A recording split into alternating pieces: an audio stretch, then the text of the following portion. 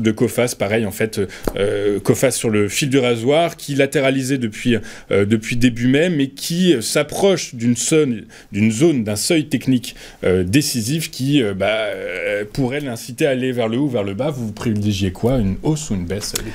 Alors, Coface, comme Airbus, est dans un schéma, dans une tendance haussière de long terme. Donc la tendance qui prédomine est la tendance haussière.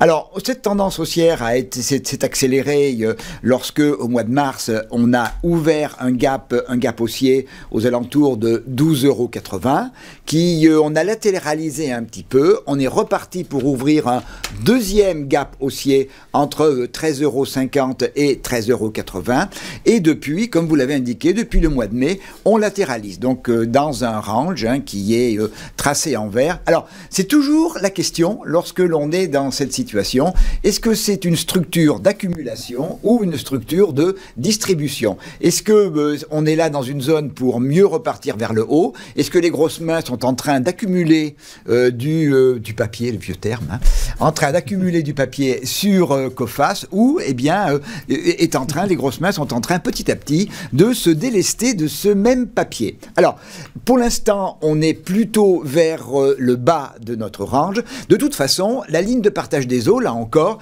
c'est ce gap haussier entre 13,55 € plutôt et 13,75 €. Donc c'est le rebond ou la rupture de ce gap haussier qui va déterminer, surtout si on est dans une structure de distribution. Le comblement du gap indiquerait très clairement que l'on est dans une structure de distribution, et à ce moment-là, eh bien, la zone objective sera le report vers le bas de notre zone de distribution, et il se trouve que ce report vers le bas, c'est une très grosse zone. D'abord, c'est le gap précédent. Premier point. C'est un niveau également, eh bien, quand on l'a franchi, on est venu le retester à plusieurs reprises. Et puis, dans le dernier rallye entre le mois de février et le plus haut, c'est le retracement 50% de Fibonacci. Donc, c'est une zone extrêmement importante, une zone extrêmement forte. En cas de rupture, parce qu'on a une tendance haussière, en cas de rupture de ce niveau, eh bien, c'est cette zone-là qui, si elle était à nouveau cassée, cette zone des 12,80, invaliderait tout le schéma haussier précédent.